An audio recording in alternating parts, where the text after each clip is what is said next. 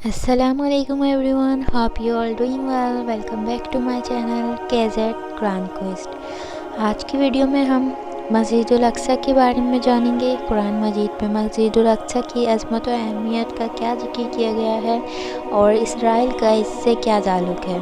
तो अगर आप लोगों ने मेरे चैनल को अभी तक सब्सक्राइब नहीं किया तो जल्दी से सब्सक्राइब कर दीजिएगा और वीडियो अच्छी लगने पर एक लाइक ज़रूर कर दीजिएगा। तो शुरू करते हैं।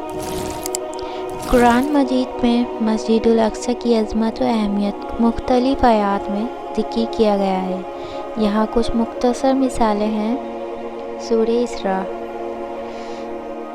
पाक है जो अपने बंदे को रात के वक्त जो हरम मस्जिद से इलाही मस्जिदुल अक्सा की तरफ ले गया, हमने उसे अपनी आयात दिखाने के लिए इसकी होली में बरकत दी है। बेशक वह हर शे को सुनता है और हर चीज़ को देखता है। सूरह बकरा। हमने तुम्हारे चेहरे को आसमां की तरफ हटते हुए देखा है। हम तुम नौ इसी किबले की तरफ मोजब करेंगे जो तुमको राज़ी होगी। बस तुम अपने चेहरे को हरम मस्जिद की तरफ हटाओ और जहाँ तुम हो वहाँ अपने चेहरे को मस्जिदुल अक्सा की तरफ करते हुए क़याम करो। ये बयां है कि जो लोग अहले किताब को दी गई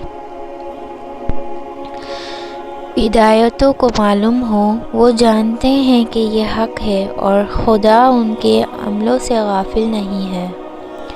फ़लस्तीन और इसराइल के दरमियान मस्जिदुल अक्सा का मामला मुतनाज़ा है और ये यकम रमज़ान की जंग के दौरान इसराइल फ़ौज की ज़ेर एहतिमाम मस्जिदुल अक्सा की किबले को तब्दील करने पर इब्तिदा हुआ था, जिस पर मुसलमानों ने बढ़ती हुई अखलाकी के तहत इसराइल की सियासत का मुखालफत किया है।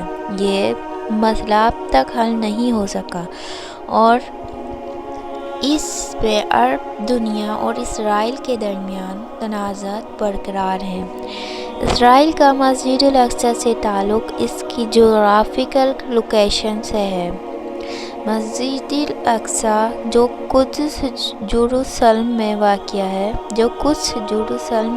है, इस्लाम की अहमियत का मरकज़ है जो 1948 में कायम हुआ।